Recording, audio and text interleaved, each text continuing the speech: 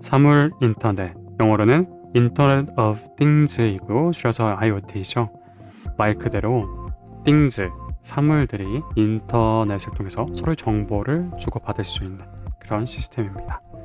자, 여기서는 당연히 다양한 센서를 활용해야 되고요.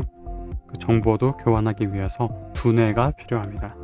그런 것을 오픈 플랫폼으로 활용할 수 있게 되는데요. 그 중에 라즈베리 파이와 아두이노가 있겠습니다. 이러한 오픈 플랫폼에 대하여 소개해 드리겠습니다. 다음으로 그 활용 예를 말씀드리겠습니다. 마지막으로 이처럼 오픈 플랫폼을 통해 취득한 데이터의 처리 방법을 다음에 언어들에 기반해서 말씀드려보도록 하겠습니다. 코로나 팬데믹 이후에 의료적인 정보를 IoT로 취득할 필요성이 상승하였습니다. 주변 공기질 같은 것도 굉장히 중요해졌죠. 그래서 예전에 미세먼지가 기승을 부릴 때에 미세먼지 관련 IoT 센서가 많이 발달했던 것처럼 또한 이제 바이러스라던가 어떤 문제가 발생할 수 있을 만한 것들에 대해 감지하고 정보를 전달하는 그런 기술의 필요성이 상승되었습니다.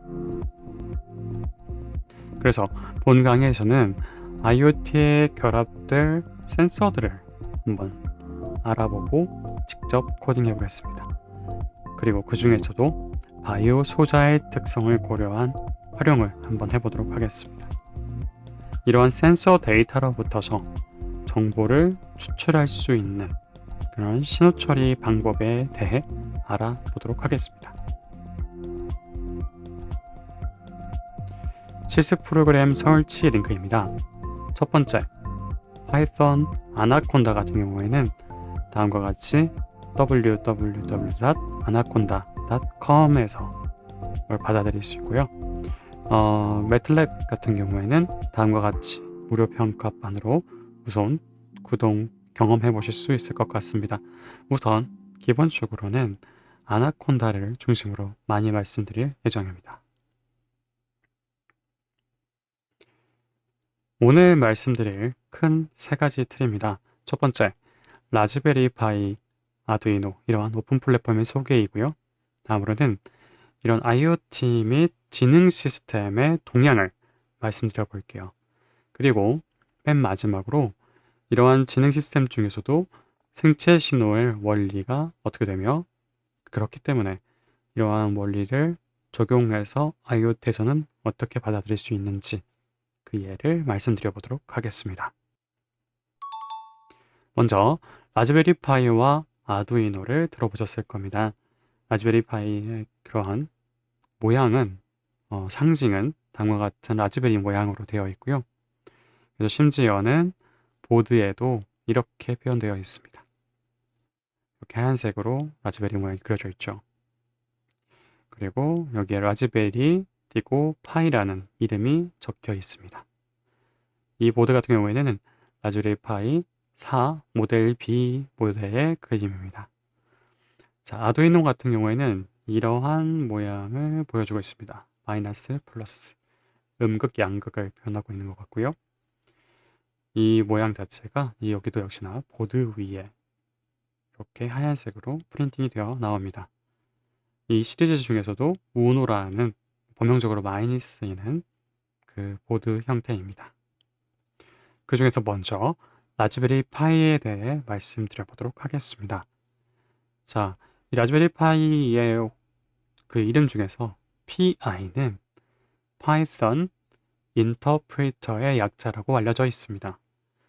어떤 포럼에서 이 개발자가 글을 남겼다고 했었고요. 결국에는 파이썬이라는 언어를 통해서 그것을 interpret, 해석하고 어떤 코드를 전달하고 이런 느낌입니다. 자, 이렇게 작은 보드, 약간 더 큰 보드 이렇게 게시가 되어 있고요.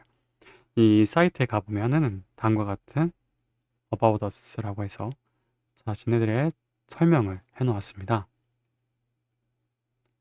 그걸 보았더니 다음과 같이 되어 있었어요.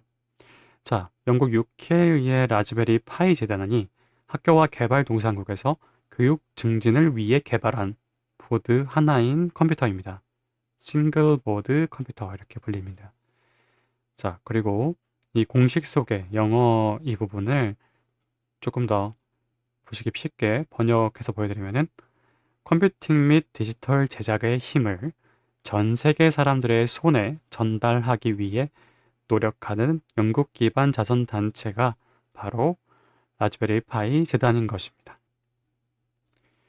그래서 출시일은 2012년 1월 29일로 되어 있고요. 허가된 제조 협정을 통해서 제작하기 시작되었다고 합니다.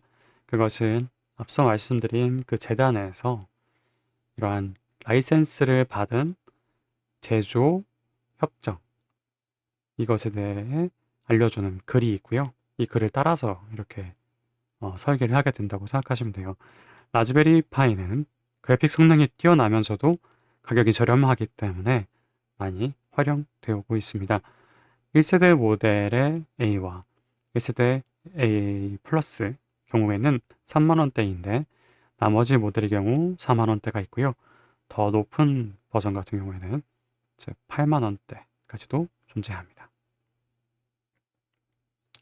초기 모델들은 브로드컴이라고 하는 이러한 회사가 있었고요. 이 회사의 BCM, 브로드컴의 약자인 것 같죠? 이렇게 보면 BCM 이렇게 있으니까요. 이 BCM의 283호라는 단일 칩 시스템을 사용하였습니다. 실제로 이걸 검색하면 아래와 같이 라즈베리 파이 모델들에 활용되었던 것이라고 써 있습니다. 이 브로드컴이라는 회사는 이러한 건물을 이렇게 지어놓고 연구를 하는 곳 중에 하나인데요. 이 세계적인 기업이어서 여러 군데 중에 어느 학교 안에 들어가 있는 연구 부서입니다. 이 광대역 통신용 집적 회로를 판매하는 미국 기업이고요. 직원이 5천여 명이 된다고 합니다. 네, 이 라즈베리 파이 같은 경우에 초기 모델들은 브로드컴의 BCM2835 단일 칩 시스템을 사용합니다. 그래서 BCM2835라고 하는 그 검색을 해봤을 때 다음과 같은 것들이 같이 나오게 되고요. 이 칩은 이 뒤에 나오겠지만 시스템 온 칩의 형태를 가지고 있기 때문에 칩 하나에 다양한 시스템이 내장되어 있는 방식입니다. 그래서 암코어 형태의 싱글 코어 프로세서가 원래 들어가 있었고요. 그 다음에 이 비디오 코어 4라고 불리는 이 VGA가 들어가 있었습니다. 그래픽을 담당하는 비주얼 그래픽을 담당하는 녀석이 있었고요. 다음에 512MB 램이 포함되어 있었다고 합니다. 저장 장치 같은 경우에 하드디스크나 혹은 SSD라고 부르죠.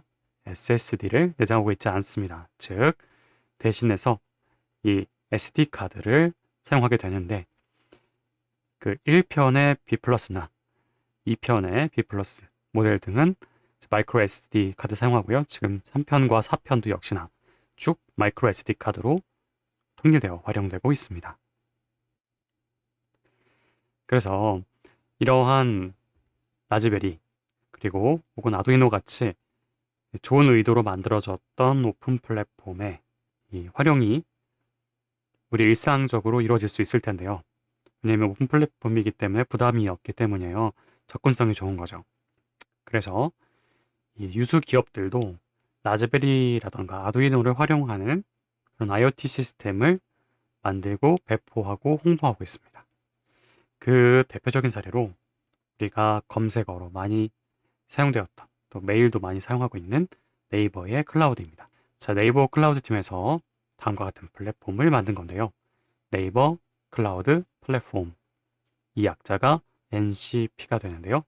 이 아래에 보시면 이 NCP를 의미합니다. 이들이 이 소비자 가전 박람회라고 할 수 있는 CES 2020에서 이 IoT 코어에 대하여 발표한 바가 있습니다. 이 1번, 2번, 3번을 따라가시면서 이해하시면 되겠습니다. 1번, 첫 번째로 라즈베리 파이에 버튼을 연결해 두었습니다. 이걸 도어벨이라고 생각하시면 돼요. 그래서 이 도어벨을 이 방문자가 누르게 됩니다.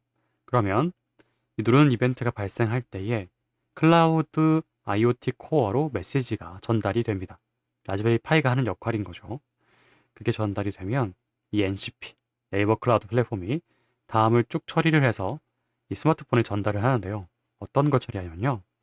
2번과 같이 버튼 이벤트 처리 규칙에 따라서 클라우드의 함수가 있는데 여기 중간에 보면 클라우드 펑션즈라고 있죠. 여기에 이 액션을 실행하게 됩니다. 이 실행을 하게 되면 액션에서 SENS, sense라고 약자에 있네요. Simple and Easy Notification Service. 이것의 약자입니다. 간략하고 쉬운 알림 서비스. 그러한 응용이 가능한 그런 인터페이스를 제공하고 있는 거고요. API라고 부르는데 그 API를 제공받아 가지고 우리가 활용할 수 있다라는 거예요. 그 API는 어떤 역할을 하냐? 바로 문자 메시지를 스마트폰으로 보내주는 겁니다.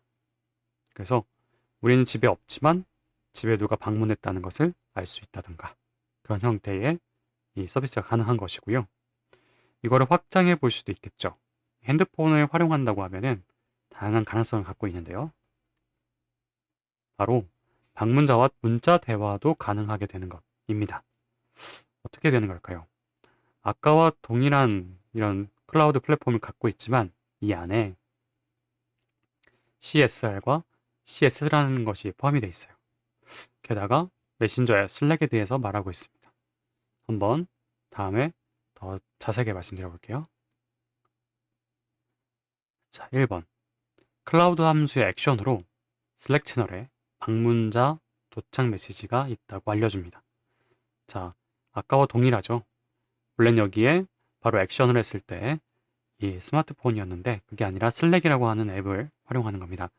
이 슬랙은 카카오랑 유사한 대화 메신저인데 여기에 기능이 추가되어 있어요. 기업들과 이제 다양한 기관들에서 이런 어떤 게시판 형태로 서로의 업무를 어디까지 진행했다든가 그런 정보를 공유할 수 있게끔 되어 있습니다. 그래서 그런 슬랙이라고 하는 메신저에다가 정보를 주는 건데요. 그러고 나면은 이제 슬랙 채널 메시지를 네이버 클라우드가 라즈베리에 전달을 하게 됩니다. 그런 다음에 이후의 대화는 라즈베리랑 슬랙이 직접 소통을 하게 돼요. 여기 보면 incoming, outgoing, 웹훅이라고 되어 있죠. 그러니까 한번 이렇게 전달을 서로 해주고 나면요. 이렇게 둘이서 대화를 나눌 수 있게 되는 거예요. 이때 어떤 기능이 들어가 있냐면요. 라즈베리에서 방문객과 대화를 위한 음성 텍스트 전환이 가능합니다. 무슨 말이냐? 자, 라즈베리에다가 누가 말을 해요. 그럼 그 음성이 이 클라우드에서 음성 투 텍스트, 스피치 투 텍스트라고도 부르고요. 텍스트 투 스피치. 그러니까 텍스트를 또 스피치로 만들 수 있습니다. 그런 식으로 음성 인식 및 또 음성 합성을 하게 돼요. 그거를 부르는 이름이 바로 이 스피치 레코그니션과 스피치 신테시스인데요. 이때 클로바 서비스, 네이버에서 클로바라는 이름을 부르고 있잖아요. 그 클로바라는 서비스가 이 앞에 붙어서 클로바 스피치 레코그니션을 줄여서 CSR, 클로바 스피치 신테시스를 줄여서 CSC인 겁니다. 그래서 음성 인식과 음성 합성을 활용해가지고 이쪽에서 음성으로 말한 것이 텍스트로 전달이 되고 또 이 사용자가 다시 음성으로 전달을 하면은 또 텍스트로 만들어서 이 중간에서 번역을 한 다음에 그걸 합성을 한 다음에 다시 이 참여자에게 들리게 한다거나 그것이 가능하다는 것이죠. 혹은 슬랙에다 텍스트를 치면은 그 텍스트가 음성으로 변환돼 가지고 합성이 돼 가지고 이 방문자에게 전달될 수도 있겠죠. 지금은 뭐 부재 중이니까 다음에 방문해 주시기 바랍니다라든가 그런 메시지를 전달할 수 있겠고 아니면 뭐 다음 약속을 잡기 위한 서로의 메시지를 왔다 갔다 할 수도 있겠죠. 이런 네이버뿐만 아니라 마이크로소프트도 이 클라우드 서비스를 갖고 있습니다. 아주르라고 부르는데요. 이 아주르는 본래 이 다양한 그 코드 플랫폼, 이 인터프리터라던가 다양한 이제 소위 말해서 코드 언어들이 있어요. 그 언어들이 서로 달라도 그것을 통합해 줄 수 있는 서비스 이름이기도 합니다. 그런데 이제 클라우드에서도 같은 이름을 쓰고 있고요. 여기서 IoT 허브를 만들겠다는 것이고, 이 공식 홈페이지에, 바로 이러한 마크를 갖고 있는 공식 홈페이지에 이 라즈베리 파이 보드와 여기 마이크로 SD, 그리고 이거 그러니까 통신을 할 수 있는 그러한 이 케이블이죠. 그리고 뭐 디스플레이라던가 아니면은 보드랑 연결할 수 있는 이러한 케이블, 그리고 보드, 브레드보드, 이 저항, LED, 랜선 등이 이렇게 표현되어 있습니다. 이것이 준비되어 있으면 이 IoT 허브를 활용할 수 있습니다라고 이 대기업에서도 공식 홈페이지에 게시할 만큼 활용성이 높다고 볼 수 있습니다. 이것이 준비된 다음에 이 아래 것을 쭉 진행하면 된다는 것이에요. 이것도 역시나 번호 순서대로 하시면 되고요. 아주로 포탈에서 로그인을 하고, 또 홈페이지에서 리소스 만들기, 또 마켓플레이스 검색 필드에서 IoT 허브, 또 검색 결과에서 이제 만들기 사례를 선택을 하게 되고요. 다음에 일련의 과정을 쭉 해가면 되는 겁니다. 제가 우선 원래 영문으로 되어 있는 거를 이해하시기 편하게 좀 번역을 해서 제공을 해드렸고요. 혹시 나중에 마이크로소프트 IoT 허브를 활용해 보고 싶으신 분들은 이것을 가져다가 그때 자료로 활용하시면 될 것 같습니다. 이제 허브에 사용할 구독 같은 게 조금 들어가 있어요. 예를 들면은 넷플릭스 이런 거 할 때 한 달 써보고, 뭐 유튜브 같은 구독 같은 것도 한 달 해보고 이런 게 있잖아요. 마찬가지로 이 트라이얼 구독을 할 수가 있어요. 그래서 한번 사용해 보시고 필요한지를 확인해 봐서 적용해 볼 수도 있습니다. 자, 그럼 본론으로 넘어와서요. 라즈베리의 성능은 얼마나 되는지 한번 체크해 보려고 합니다. 자, 이쪽 왼쪽이 간소화된 버전이고 우측이 조금 더 뭔가 많이 달려 있죠. 이런 주변기가 많이 달려 있는데, 라즈베리 사양을 크게 나타낼 수 있는 것이 하나는 램이 될 수 있을 것 같아요. 램이 모델 A와 A 플러스에서는 256, 그리고 또 B, 예전에 B 같은 경우에는 256MB가 있었고요. 이제 라즈베리 파이 1B와 B 플러스가 이제는 512MB가 포함되어 있다고 하고요. 라즈베리 파이 2부터는 2GB라고 되어 있고요. 공통적으로 이 VGA, 그러니까 그래픽을 보여주는 거는 비디오 코어 4라고 하는 GPU를 공통적으로 사용하고 있습니다. 자, 이 램이 왜 중요했냐면요. 소프트웨어, 우리가 이제 코딩 같은 거 할 때 이 데이터를 배열에다 넣잖아요. 그러니까 보관을 잠깐 해두는 곳이잖아요. 그런데 그 연산을 할 때 그게 부족하면 이 메모리가 오버플로우 되었다고 에러가 나기도 합니다. 그래서 이 이래 우리에게 가까운 디바이스를 엣지 디바이스라고 부르거든요. 이 말단에 있다라고 해서 엣지 디바이스라고 부르는데, 이런 우리에게 가까운 소자에서 만약에 인공지능을 하고 싶어요. 그러면 그 인공지능을 구현시킬 때 이 메모리가 부족해서 계산을 못한다거나 멈춘다거나 그럴 수가 있어서 이 메모리 크기는 꽤 중요한 역할을 하기도 합니다. 이렇게 컴퓨테이셔널한 능력이 있는, 계산 능력이 있는 것을 서로 달리할 수 있고요. 그 다음에 이 주변 기계에 차이가 있을 텐데, 이 라즈베리 파이 피코 같은 경우에는 굉장히 소형화되어 있죠. 그래서 작은 어떤 기기들에 마치 뭐 손목시계라던가 이 주머니에 넣고 다닐 수 있는 작은 그 아이템에다 넣고 활용할 수 있도록 간소화시킨 겁니다. 그래서 4달러밖에 안 한다는 게 조금 장점이죠. 5,000원 정도라고 생각하면 될 것 같고, 기억하기 참 좋은 이름입니다. 4달러.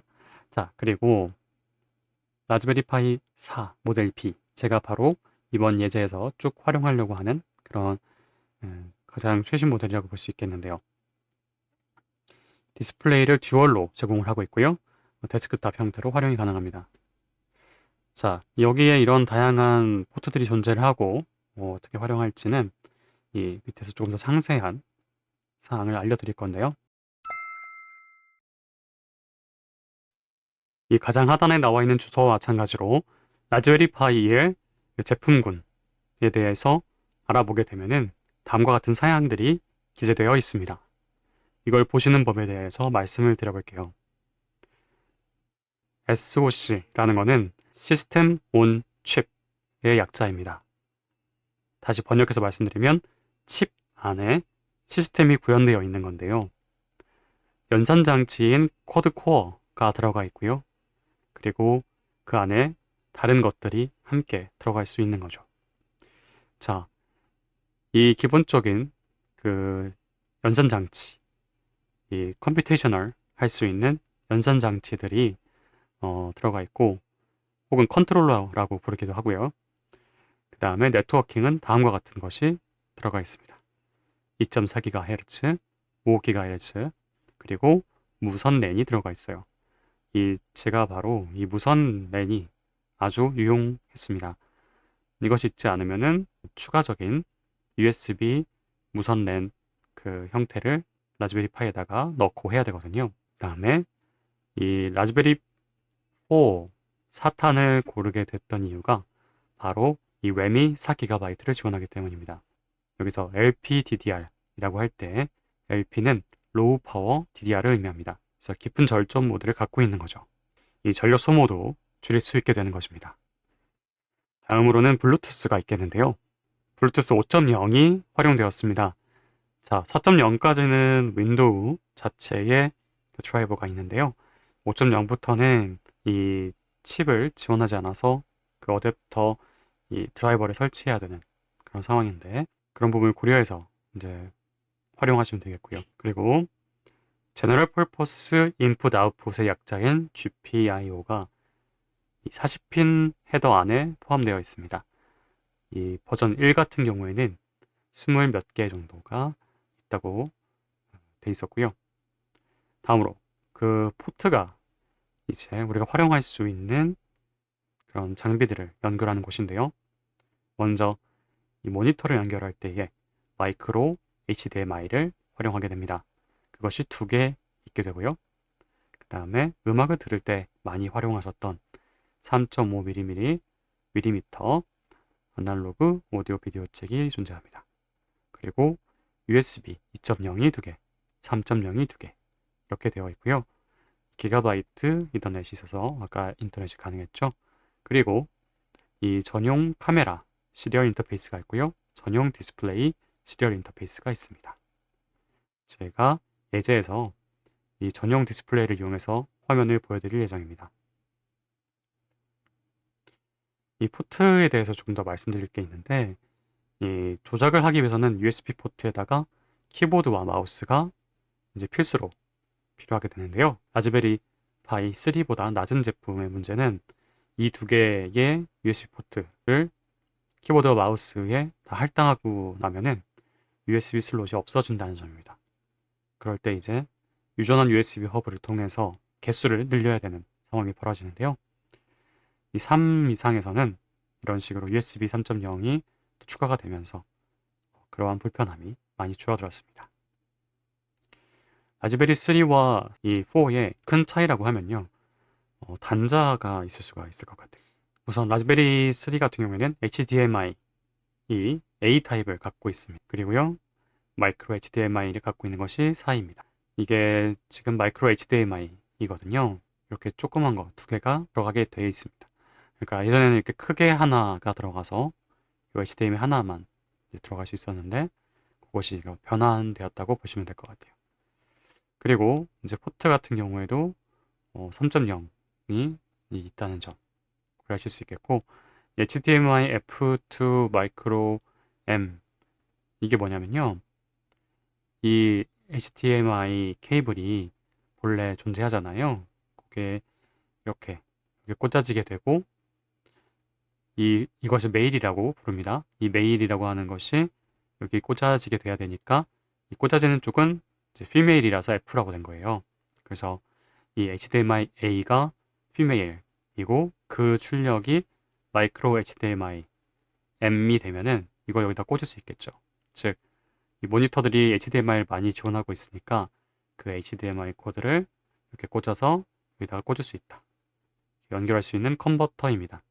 이게 이제 1,900원 정도, 정비 포함해서 한 5,000원 미만에 구매가 가능하더라고요. 그래서 그렇게 활용하실 수 있을 것 같고요. 다음은 라즈베리 4가 아니라 피코 버전 기억하시나요?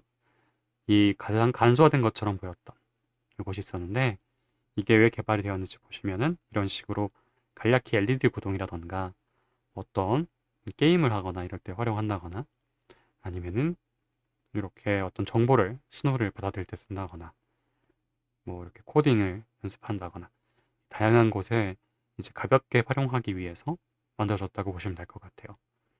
여기 이런 칩이 있을 때 이 칩에서부터 요 선들이 이렇게 나와가지고 연결되어 있는데 결국엔 이런 칩의 선들이 요 하나하나에 이렇게 전달이 되게 되어 있거든요. 그러니까 여기다 어떤 납땜을 하거나 아니면 핀으로 꽂으면은 이 칩과 연결이 되는 거예요. 그래서 이 RP2040 같은 경우에는 아까는 쿼드코어였는데 이건 듀얼코어죠. 그리고 264KB 인터널 램이 존재합니다. 사이즈는 다음과 같이 알려져 있고요. 이 RP2040이라는 것에 대해서 이제 보면은 여기 다음과 같은 것이 포함되어 있고 133MHz가 가능하고 그다음에 2MB 온보드 QSPI 플래시가 정보가 들어가 있다고 합니다. 그리고 26개의 인아웃이 가능한 이런 핀들이 존재하고요.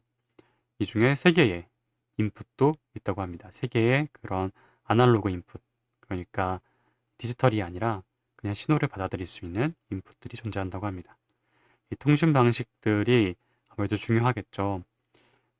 이 보드와 그리고 주변 기기와의 통신 방식이 중요한데 그것이 상당히 다양하게 이제 제공되고 있습니다. 이 목적이 바로 그러한 주변 기기와의 소통을 위한 것이기 때문에 이 UART가 2가지, SPI 2가지, I2C 2가지 이렇게 존재합니다. iSquareC라고 많이 불러요. iSquareC 그리고 PWM이 16개. 그래서 또 굉장히 다양한 통신 방식을 통해서 크기에 비해서 용도가 다양하게 쓰일 수 있겠다라는 것을 알 수가 있습니다. 그리고 이 프로그래머블 인풋 아웃풋이 존재해요. 그래서 이거 약자로 PIO라고 부르는데요. 여기 지금 이런 단자 중에 8개가 것이 가능한 거고요. 그런 스텝 머신으로 이제 커스텀 페리퍼럴 서포트가 가능합니다. 그러니까 인풋이냐 아웃풋이냐 이런 거를 조정해 가면서 이 페리페럴이라는 것이 바로 그런 도구들인데 그런 도구들을 활용할 수 있게 되는 것이죠. 그리고 전압은 1.8V에서 5.5V까지 지원한다고 합니다. 이 5V 정도 되는 건 너무 당연한 거고요. 1.8V가 지원된다는 것은 저전력이 가능하다라는 거죠. 그리고 그 저전력 중에서도 로우 파워 슬립이라던가 도어먼트 모드가 존재합니다. 이 저전력 슬립 모드는 이해가 되는데 이 도어먼트가 뭐지라는 생각이 들더라고요. 그래서 이거는 우리 과정과 관계가 없지만 혹시 나중에 이 피코를 활용해 보고 싶으신 분들을 위해서 한번 알아보았습니다. 이 RP2040 그 칩이 있었잖아요. 그 칩의 데이터 시트를 확인해 봤더니 다음과 같은 정보가 있더라고요. 먼저 슬립 스테이트가 우리가 알고 있는 수면 모드잖아요. 그래서 아래 상황일 때에 이 수면 모드가 들어가게 된다고 합니다.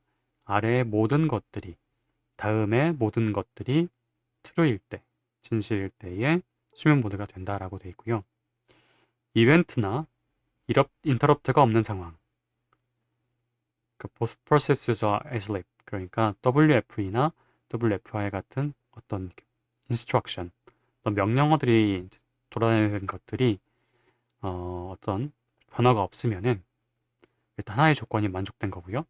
두 번째로 이 메모리에 접근을 하는 것이 없는 경우, 이 다이렉트 메모리 액세스의 약자로 DMA라고 하는데 이것에 대한 전송이 없을 때, 그리고 최상위 클럭 게이트가 슬립 레지스터로 마스크 되었을 때라고 합니다.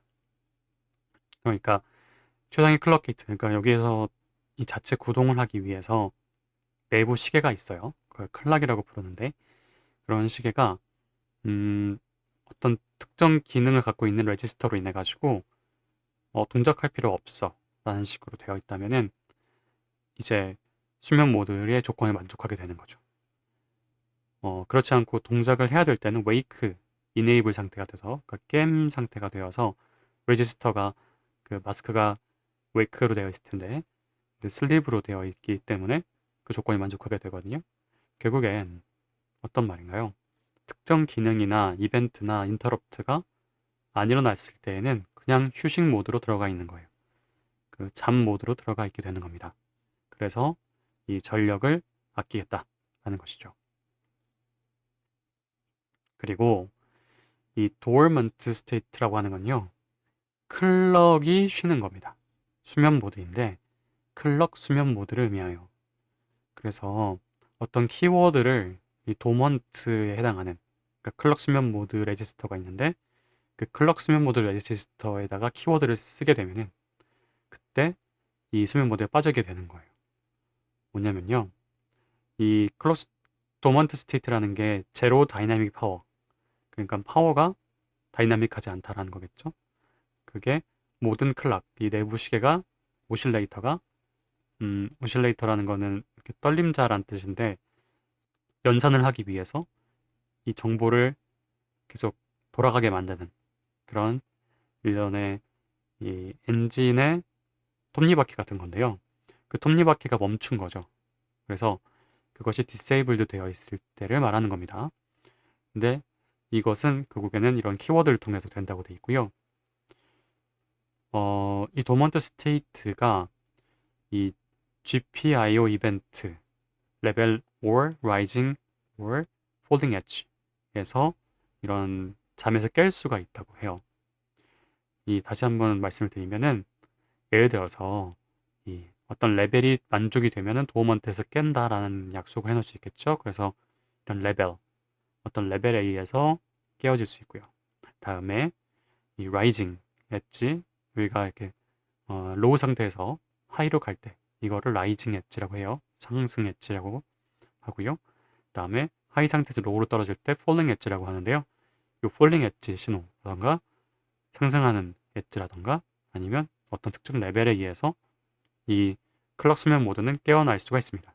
어떤 오실레이터가 멈췄다라는 거는요. 마치 이런 거예요. 우리가 게임을 하다가요. 게임을 잠깐 멈추는 그런 기능이 있잖아요. 어떤 키를 누르면 게임이 막 진행되다가 멈추는 그리고 다음과 같은 옵션이 나오게 되는 그런 순간이 있죠. 그걸 퍼즈라고 많이 부르는데 일시정지라고 부르는데 그런 일시정지를 해놓은 상태인 거예요. 그래서 일시정지 상태에서 어떤 리썸 키를 누르면은 이런 식으로 리썸 게임을 누르면은 다시 게임으로 들어갈 수 있게 되는 상태가 되는 건데 그것이 이런 어떠한 조건들로 인해서 리썸이 되게 되는 거죠.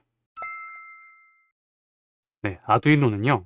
2005년 이탈리아의 IDII 이곳에서 발생이 되었습니다. Interaction Design Institute Ivrea.